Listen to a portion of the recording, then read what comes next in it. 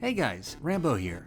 There's an upcoming Zombies leaderboard event for Dead Ops Arcade 4 that is slated to begin on Thursday, February 26th, and which should last until Monday, March 2nd. Your high score in any DOA 4 match during that period will determine your position on a 30-player leaderboard. You can play as many matches as you like throughout those few days. Again, it's going to take into account your highest score in a single match. This will of course be an exciting time for DOA, as a lot of players, new and old, will be trying to get a solid placement in their leaderboard bracket. Bragging rights go a long way for stuff like this, but there's also 5 DOA themed rewards and 8 GobbleGums that you could earn as well. The placement that most people are going to aim for is top 5 out of 30, which will ensure you receive an animated weapon camo. Now, if you're seeking out this video and watching it through, you're already going to be ahead of the curve compared to the general player base. In this video, I'll be discussing strategies to maximize your score, and sharing other information related to score and score multiplier that you should be aware of. For this leaderboard event, you will want to play the normal mode, as the casual mode is capped at 40 rounds,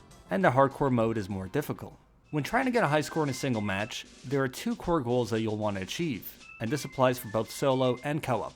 Number 1, build as high of a score multiplier as possible, preferably as quickly as possible. Number 2, go as far as possible without losing that score multiplier.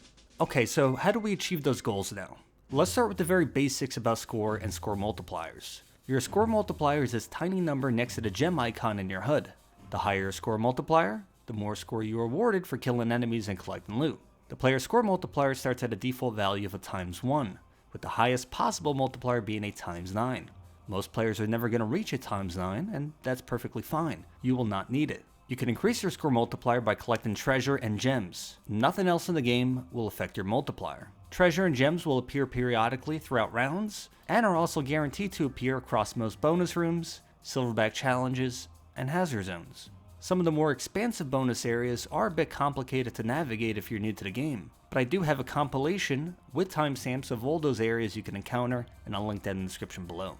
Also, on screen right now is a graphic which shows when each bonus area is set to appear in normal mode, as most bonuses are curated to specific arenas. Just keep in mind, if you obtain an arcade machine during those rounds, it can overwrite whatever guaranteed room you were slated to receive, so consider if it's worth the risk for you. Anyways, gems and the golden bull treasure piece over here are actually going to be more valuable for increasing your score multiplier when compared to picking up regular gold and silver treasure. Also, the bigger the gem, the bigger the impact on raising your multiplier meter. As players advance their multiplier to higher levels, it becomes increasingly difficult to fill up the multiplier meter. For example, going from a ×1 to a ×2 multiplier is much quicker than progressing from a ×4 to a ×5. In the Slayer Mart, which first appears on round 15 on normal, there are a number of upgrades you could purchase with your silverback cash that will be helpful for increasing your score multiplier. Gem Cutter increases the score value of gems from 250 to 300 points on a ×1, and also makes gems 15% more valuable when it comes to increasing your score multiplier meter. Tippable is a recent addition in Season 2. It increases the score value of all treasure pieces by 25 points each, and this upgrade also makes treasure pieces 15% more valuable when it comes to increasing your score multiplier meter. The earlier you buy these upgrades, the better. I recommend buying Gem Cutter on round 15 during a Dark Crypt, and then purchase Tippable around 16 after defeating the Slayer underboss. Also, during every Slayer Mart encounter, you'll want to buy the item called Gem Geode, only 300 cash, and it provides anywhere from 8 to 16 gems.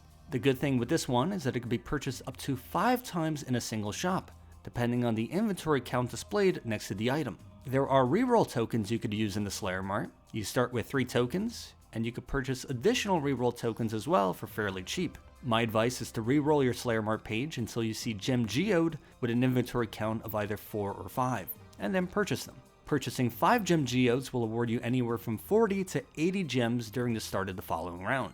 Something to keep in mind is that once Gem Geode is purchased, additional re-rolls of that particular Slayer Mart will not show any other Gem Geodes. You'll have to wait for the following Slayer Mart. In normal, the Slayer Mart is guaranteed to appear after rounds 15, 16, 20, 36, 59, 68, 71, and 80, assuming you complete the associated challenges during those rounds.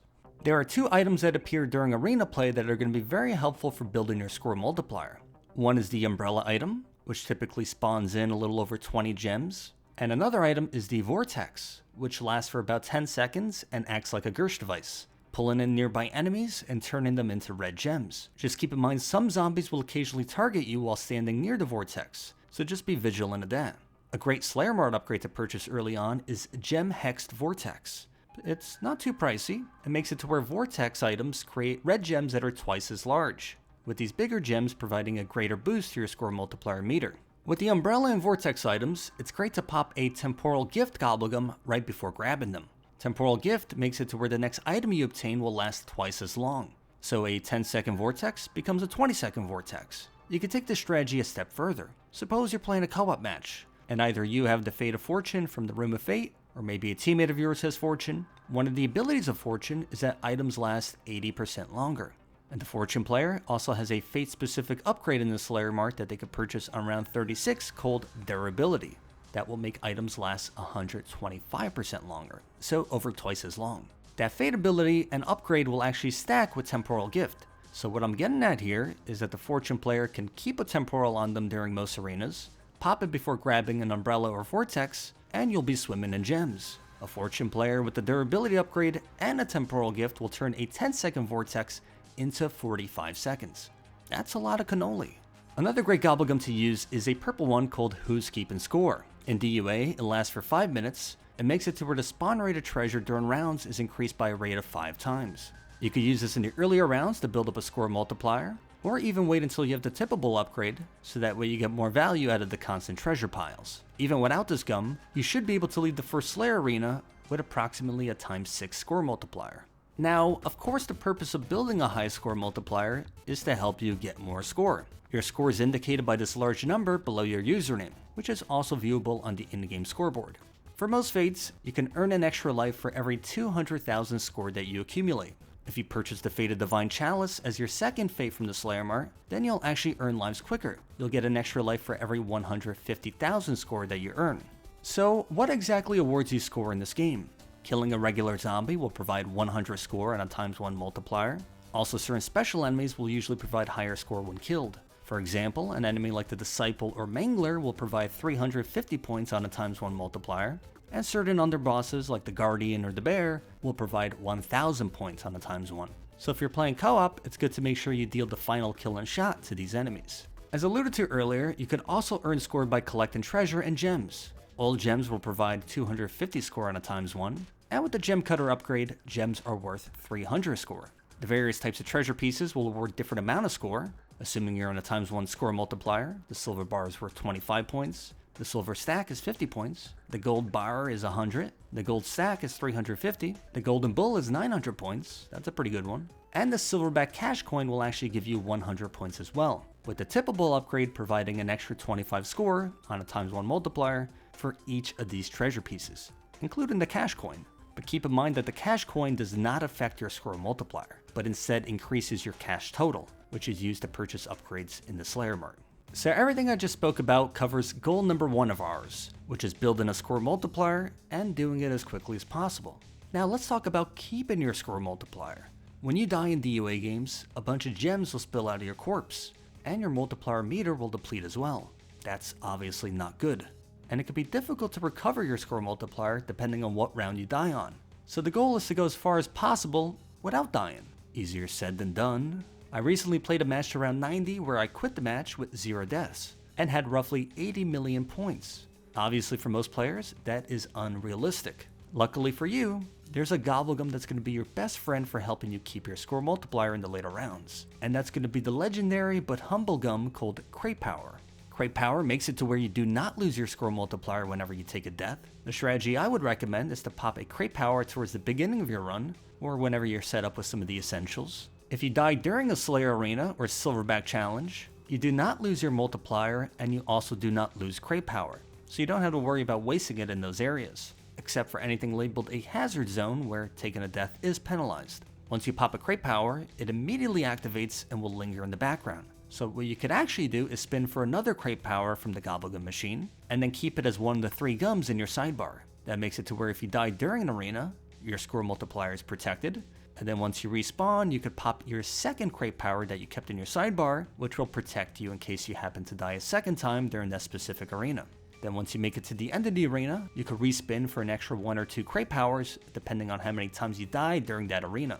So essentially the idea is to always have one active and then keep a second one in your sidebar. As far as other GobbleGums, I do have a tier list video where I break down each one, but the ones I like using are Soda Fountain and Power Vacuum. They basically make it to where you get extra items that spawn in, which could help with survival, and sometimes you'll even get an extra umbrella or vortex as well. Wall-to-wall clearance is a good gum to spin for at the end of certain arenas, and then you could use it at the start of the next challenge round. There's a stretch of challenge rounds starting on 37 all the way to 57, which can be challenging or annoying. So popping that gum during a challenge will typically last for the entire round, and also you get good score during that time as well, with those nukes being deployed on your position. For solo matches, it's important to remember that you have the ability to save and quit, which is the poor man's crate power. I've never been one to encourage cheese, and I would never do this in a match of mine, but I know many of you are looking for any edge you could get with this leaderboard event, so we'll file this one under the unethical tips and tricks. It's basically an open secret at this point. In solo, you have the ability to save and quit once per round, meaning that if you lose a ×6 score multiplier on round 29, for example, you can suddenly decide that you have to use the bathroom and utilize a quick save and shit. After blowing up the toilet and loading back into the game, you will start at the very beginning of that round that you saved on, along with keeping your score multiplier. Again, you can only save once per round, so if you happen to die again during that same round, that death will no longer be forgiven should your bowels happen to act up again. You're sadly shit out of luck. Now, my advice for this event, or for getting a high score multiplier in general, would be to play a co-op match with friends. Have them scratch your back, and then return the favor and scratch theirs. Well, Rambo, I don't have any friends. Well, how the fuck is that my problem? In all seriousness, if you don't have anybody to play with, join my Discord server, linked in the description, and there's a DUA4 looking for group text channel that players use all the time, and I'm sure there's going to be even more posts once the event starts. The reason why I recommend co-op is because the length of rounds does not become longer, but there are more zombies that appear on the map at once, also known as max AI, which means more challenge, but also more kills and score available. If you're playing co-op, the strategy would be to let one player obtain all the important loot and items, and basically treat them as the VIP of the match. This is a tactic known as score boosting. This strat goes back to the early days of DUA 1, and has persisted as an option throughout the entire DUA series. The gameplay loop here is fairly simple. One player gets a high score multiplier, they grab all the treasure, gems, and other important items on the map. This allows them to earn lives at a fast rate. They could then donate those lives to downed teammates in order to get life donation rewards. Those life donation rewards are then used to protect the player from death and also kill more zombies, thus earning more score, allowing for even more life donations, yada yada yada. You continue the gameplay loop. I would recommend the player being boosted takes the Fate of Firepower in the Room of Fate, although the Fate of Fortune is also very good to use with the strategy as well. I used Fortune when I did the round 90 Flawless mentioned earlier, but Firepower might be the safer option for most players. Regardless of what fate you take, I would recommend taking the Fate of Divine Chalice as your second and final fate from the Slayer Mart. Let's talk a bit about life donations. On rounds 1 to 80 on normal, life donations are entirely optional. If a teammate has 0 lives and dies, they are downed in final stand for a period of typically 60 seconds. During that time, you could donate a life to that player by pressing up on the D-pad. When you do this, one of your lives is taken from you in your HUD, but you receive what are called life donation rewards in return. You'll sometimes receive a measly chicken and magnet, but usually you'll get some pretty decent rewards, with the ability to get 3 chickens, a saw blade, boxing gloves, and even armory like a speed boost and or nuke.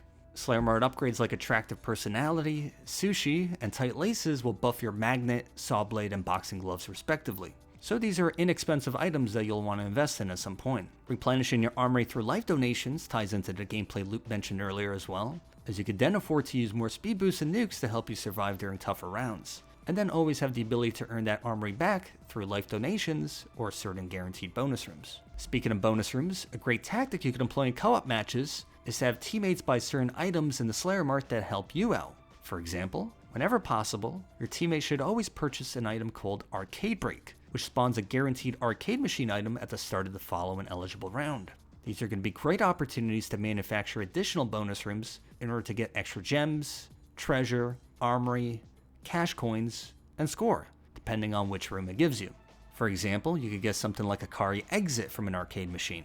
If you make it to the end of that area, there's another Slayer Mart. Those are more gems you could purchase, or maybe even another arcade break, although sometimes that item is on a cooldown, so you can instead have a teammate buy an item called Random Bonus Room, which is again extra loot and armory to help you out. Another important note with Arcade Break is that if it appears on one of your teammates' Slayer Mart pages, it will not appear for you or other players in the Slayer Mart, unless your teammate ends up re-rolling their page to where they no longer have Arcade Break displayed on that page. So just a little something to be aware of. A cheeky tactic that I like to use is to also have teammates buy Gem Geode in the Slayer Mart. And if they have the necessary cash, they could even buy Gem Cutter as well. And what that does is it typically bumps them up to around a ×3 score multiplier during the following round. And when they take a death, they'll usually drop over a dozen gems near their corpse, which you could then collect for yourself. One teammate on the squad can also invest in the No Coal Lumps item in the Slayer Mart, which ensures that spiders do not spawn from present boxes when obtained by that specific player, allowing for better loot.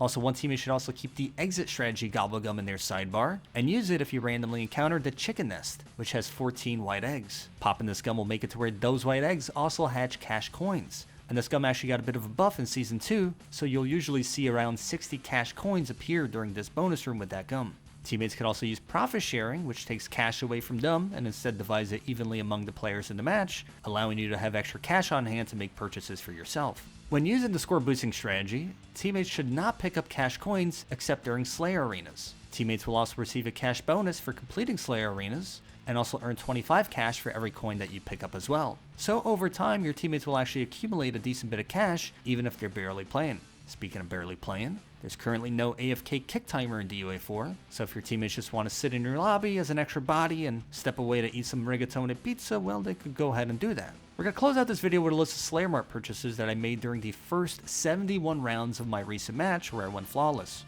I had an upgrade fortune that allows for a 30% discount on all Slayer Mart items, but all in all, I spent over 450,000 cash in the Slayer Mart by the end of the Swamp Arena. And that's without using the gift card GobbleGum and only crushing one red gum that I got from Flavor Hacks. Anyways, a lot of information in this video to digest, but I think it's fairly comprehensive and hopefully helpful. Listen, I know there's a vocal segment of the COD player base that does not like leaderboard events regardless of what mode it's for, but I think an event like this is a great opportunity to get new people to try out DUA. I imagine there will be a number of players who seek out information online on how to improve their score or maybe just learn more about the core mechanics of the game, and during that learning process, some of those players will discover that DUA has some depth to it. And that'll lead them down the rabbit hole of trying to improve and learn all the little intricacies that the game mode has to offer. That's one of the goals with an event like this. Maybe players would have liked a different stat to be tracked. Maybe you would have liked a calling card reward for first place. Maybe you would have liked a different animated camo. And those are all fair wants to have. But the fact that we're even getting an event like this for a niche game mode like DUA is super cool in my view. And I look forward to all the shenanigans that'll take place during that weekend. If you enjoyed the video, don't forget to drop a like. Thanks for watching.